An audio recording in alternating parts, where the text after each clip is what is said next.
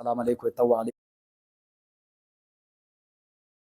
السلام ورحمة الله وبركاته. رنا رفت أنا ورير كان تويل كان لكن كان رفت أجا أمتي السنة أباك السنين دقتنا التانسون أمة فلسطيني سجليت وملين دقتنا ربي ساني هاتومسو وأنا قال بكر ربي ولد أبتوا أقولف نما الدنيا كيس أبرك كتير مهيدا ميت هندسا أكربي ركو باس هندسا دعين دقتنا غاري ورجع فيسبوك إذا غراسي توكي جباب سه أدو ديكوسيس نيتوك غاري كله بريد دولما نورمورا وديس سجرو كرا نفتنيوتا كسوما كرا شاني كسوما كرا TPLF fi Shaabiyaa irraa oduu gabaabduu isinii turna. Shaabiyaa keessatti rakkoo guddaa deemaa jira. Warra karaa Feesbuukii osoo hin du'in keessaa bahe asin dura yaadattanii siyaasa furkii fonqolchi mootummaadhaa irratti raawwatamee ture ittiin milkoofnee wanni sun warra tikaa isaatiin fashalee haa ta'u warroota sanniin ka qabe hedduu isaa rashanee rakkoo guddoo irraan ga'uu jira jechuudha. Kanaaf wal qabatee Eertiraa keessa rakkoo guddaa deemuu jira. Biraawiin akkuma itti fuftee jirti. Kitati inni jedhan akkuma itti fufee jira. Eertiraa raafama guddaa keessa jirti. Keessaayyuu fonqolchi eegaa jeneraalonni isaa warri humni isa wajjin kalee deeman itti garagalanii jiranii qoodamni guddaan Eertiraa keessatti dhalatee jira. Siyaasa forqii kan waan qabatuuf gadhiisuu dhabee jira jechuudha. Tun agarsiisu jennee bira kun. Gaarii gama TPLF yoo dhufne TPLF diigamuu jirti, wal fixuu jirti, wal dha'uu jirti. Kanaaf wal qabatee hadha ammoo oduun gaddisiisaan karaa Gabraxiyoon farraa dhufte oduu akka malee isaan rifachiistuu gammachiistuu waraanni isaanii armii 44 kan jedhan itti finciluudhaan nyaata hin qabnu, kophee hin qabnu, uffata hin qabnu, asin nu darartan kan jedhuun gara sanirraa buqqa'uudhaan humni guddaan karaa warra gartanii lafa Tigraay bilisa baafne yookaan ammoo tiksina jedhutitti warra karaa naannoo Affaariitti dabalamuu himamaa jira jechuudha. Kana karraa kan ka'e warroonni gartee kaa jeneraalonnaa fi warri kalee ministeerota turan Itoophiyaa keessa Itoophiyaa bulchaa turan laaqomsi guddaan keessatti dhalachuudhaan wal dhabbiin guddaan dhalatee jira. Ijoolleen Tigraay keessaa baqachuu jiranii humnaan gara waraanatti oofisaanis deemaa jiran jechuudha. Uummannis fincila guddaa itti kaasee jira.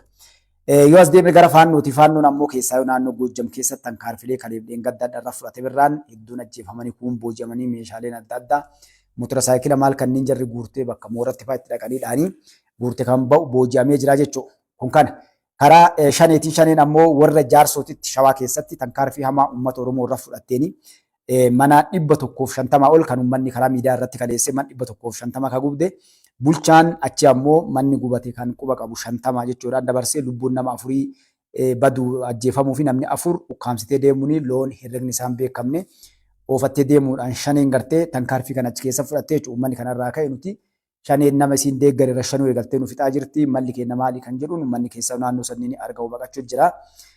Humni waraanaa kan raayyaa ittisa biyyaa reebuudhaaf naannoo sayyoodha qululli biraa karaa itti ta'ee waan san qaqqabanii gartee hankaarfii fudhachuu hin dandeenye jechuudha.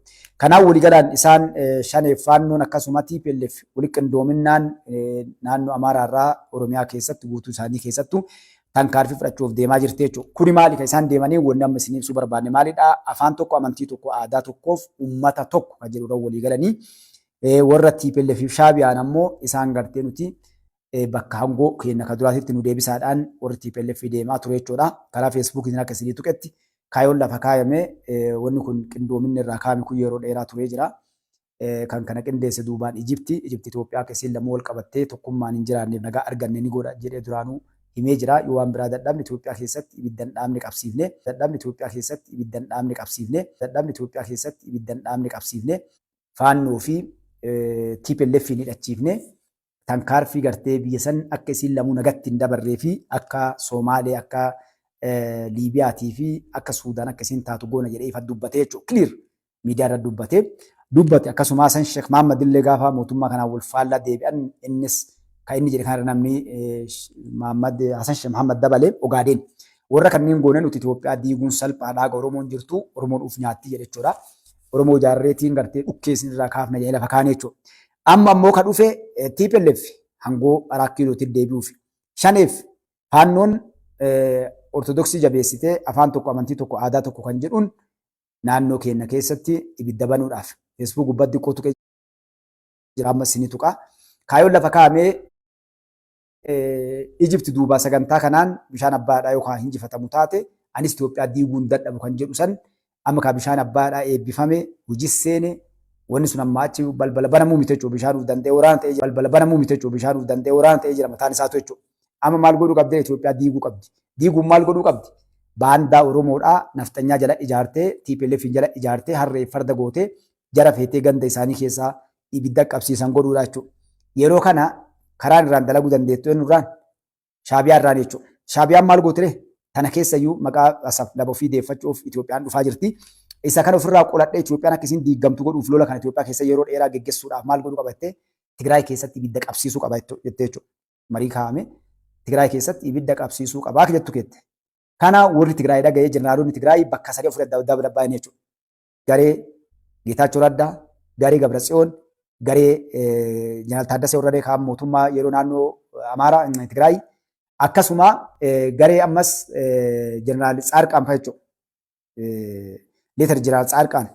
Alaa kulli haali bakka hedduu adda caccaban. Warri tokko achi bahee nuti Tigraay tiksinaa biyyi Tigraay keessatti ammaa achi lolli hin deebi'u irra jedhuu fi nuti mootummaa federaalaa waliin jiraannu irra jedhu warri kun waan warra Walqaayiit deebisna jedhu warri kun warra kallattiidhaan ka'ee Eertiraa dhaqee mootummaa Eertiraa irraa hidhatee isaanii walii galee mootummaa Itoophiyaa diignaa 4 kiiloo deemna jedhu irra deemu jechuudha.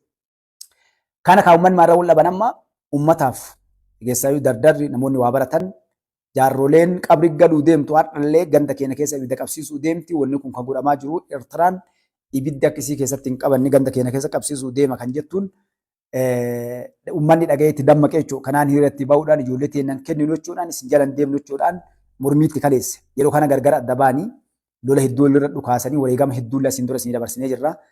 Gartee namoota hedduu guyyaa tokko qofa nama 29 gamaa gamanaa walirraa ajjeeste jechuudha. Gartee jeneraalonni waraanaa walitti dhukaasanii akkasuma karaa Walqaayitii illee dhaqanii bakka hedduutti rakkooleen hedduun mootummaa yeroodhaa amma jeneraal Taaddasee Warradee irrattis keessaayyuu karaa Walqaayitii dhaqee hoogganoota achiran jijjiiruuf dhaqee rabshaan guddaan irra dhalate.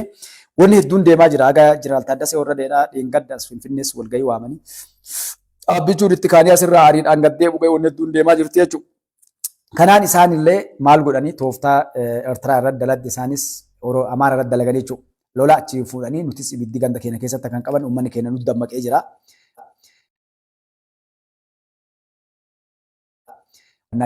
Akkasiin dhufanii asiin dura ni yaadattanii bitamtuu mootummaa kee jirtu walii galanii Walloo keessatti hankaara fi diqqoota akka fudhatanii jechuudha. Girrisaan kennallee ishee godhaa ture tokko.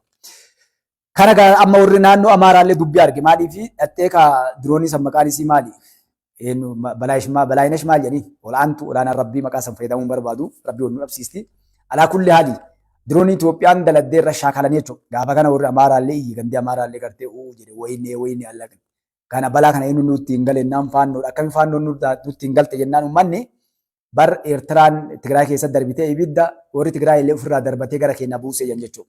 Amma warri gandamaa naftanyaallee maal jedhan nullee gara Oromoo darbachuu qabnaa jedhan gartee. Ibiddan dadhabnee uummanni wallaalaan kawaa tokko dubbii biraatu jirtu sinii maadha.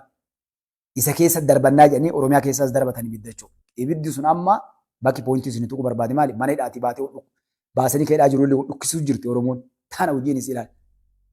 Shaneen ifa gabbaatee maal jedhaa jirti namni nu gargaarre amma achi dachii tana gubbaan jiraatu jedhanii wal dhukkisiisuu jiran.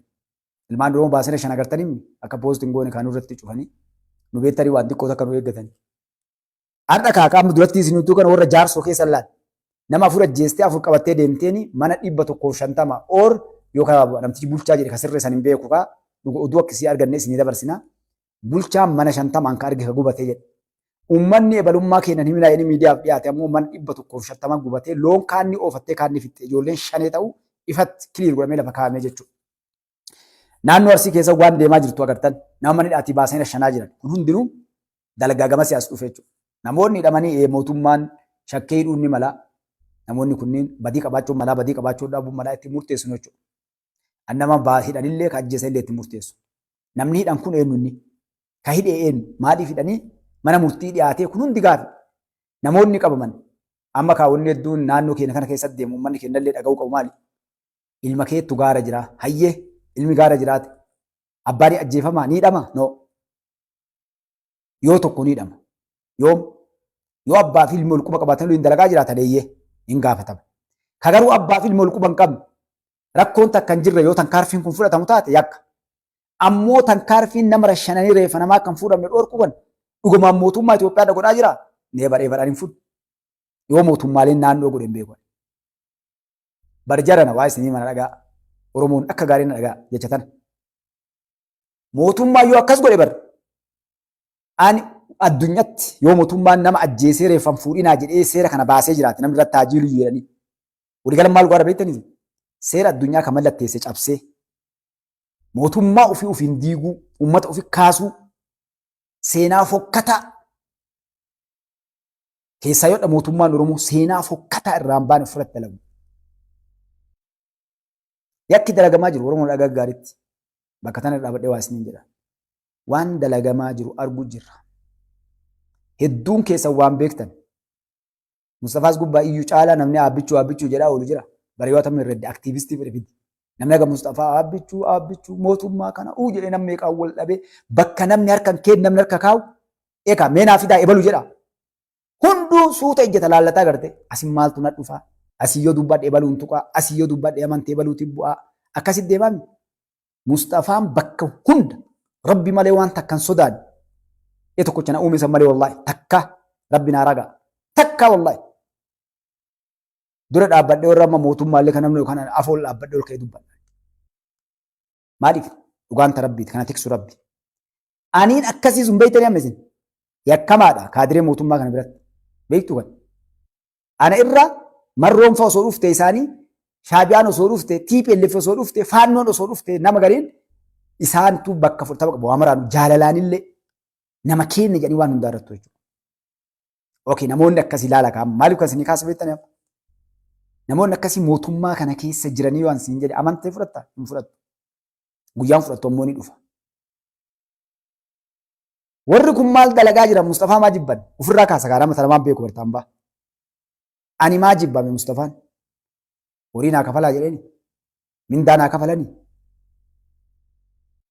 Bar namoonni mootummaa kana gaggaragalchanii hogganoota mootummaa irraa haga biyyatti yoo xiqqaate waggaa 5 mootummaa kana irraa surree hiikan eeydoo qaban qawwee qaban waan hunda qaban mana qaban waan hunda godhameef jira. Mustafaan seentiin fudhanne waay kottoo dhulinaan jedhe anillee gaafanne hin jenne maaliif ati maal godhuu qabda mootummaa kana dura shakashakuu qabda akka gaariitti si amananii waa sii godhuuf jechuudha. Amanamtee ati fudhatama argachuuf keessaayyuu aabbichuu surree irraa hiiktee jeneraalota jiran kaa'adhaa Oromoodhaa salphiftee booji'amtoota ittiin akkasi arrabsitee warra mootummaa kanaan mormu ol fuutee samii san gubbaa fanniftee maqaa kanaan foloorii warra isa hordofu hedduu argattee hojjette wanni si gaafatanuu dura namni folooriin kan kee hagamii siin jedhan peejiin keenya magamtu. Nama qaba ka isa dhaadheessee fidee gurguree namoota san bara kanaan baroora kanallee hin badhaasan warri barbadhaasu yookaan waa kennuufillee akkanaan miti kenna jedhee kaadiree isaan waliin dalaganii ol fuudhanii fannisantu jira. Ganda keessa wal ijaaree ganda gadiitii kan namni ganda qabalee irraa ijaaramee golii dhufee jira. Caasaan mootummaa gubbaa ijaaramaa isaan gadii ol ijaaramanii dhufan. Warri kunniin ifa baanee dubbanna kaa jala wanni kun bar biyya uummata keenya saba keenyaaf dubbachaa jira dhagaa gaariitti. Warri kun hadhaa warri lubbuu ilma namaa ajjeesisee karaa darbisiisu kun maal godhuu kaasan amma sheekaa kutaarsii keessa ajjeefamee nama sheekaa. Yakkamaa ta'uun mala rabbi isaanii araaramu. Badii dalaguun mala ilma namaati mana murtii dhiyaatanii seeraan mana murtii dhiyaatamee namni sun itti murtaa'ee badii yoo ilma abbaan ilmi isaa wannaa keessa laatu fakkeenyaaf 5 keessa inni illee haa 5 deeggaru abbaan mira shanamaa noo jara dhagaa yoo rashanamuu taate ijoolleen lubbuu namaa fixxee dubartii gudeeddee nam meeqa lafa gannatti adda nagaan galtee biyya keessa hin jirtu hin beeknu kana jiran hin beektanii warri man namaa meeqa gubee dubartii meeqa gudeeddee waa meeqa godhee mootummaa kana irratti shaabiyaa wajjin dhaabbatee lolee faannoo waliin dhaabbatee lolee hin jiru irraan taramne sanniini. Namni kun kaabmaa rashaname isheenni kun namni sheekaa rabbi isaa araaramu namoota abbaa fedhaa ta'u rashaname kunniin qawwee fudhatanii lolle yookaan agartee asii baajata wannaan deeggaran malee. Kuni maaliif dalagan? Maaliif godhamaa jira kun? Mootummaa kana irratti uummata kaasuu addunyaan akka agartee mootummaa kana wannoota kanneen eegaa mootummaan tokko inni dikteetarummaan isaa beekamuun maali? Dikteetara mootummaa tokko waateetti nama rashanuu reeffa nama makiina lafarra harkisu mana murtii nama dhiyeessuu dhabu badii malee nama ajjeesuu dambaafanne kana jechuudha. Kun yakka mootummaa kana irra dalagamu keessaaf alaa wal ijaaranii dalagaa jiran jiran ilmaan Oromoodhaa. Namuu nu nyaachuudhaaf warri Gondarii Goojjamiitiif warri Tigraayiitiif Asabiillee Shaabiyaa fi gartee TPLF illee lafa jalaan saaman yoo akka gartee naannoo galee bar namni gandatti illee galee baradha osoo hiree ofii murteeffachuu akka fottoo qusa illee hojiitti hiiknee bar Amban nurraa gala malee Oromoon lafa nama mana tokkollee namarraa galtuu hin qabdu jechuudha. Nama nurraa gala malee. Osomsanuu ta'e ganda namaan dhanne ganda keenya qeeteen irraa nu baasuuf akkamiin mana keessan fishaa keessan ganda keessan keessa abbaa taatan yoo magaalaa adda qoodanne bar magaalaa gudditti Oromiyaati. Warri gartee Amaaraallee Bahardaar qaba. Warri Tigraay illee Maqalee qaba. Warri Somaalee illee hundinuu magaalaa mataa ofii qaba jechuudha. Warri Kibbaallee Hawaasaa qaba.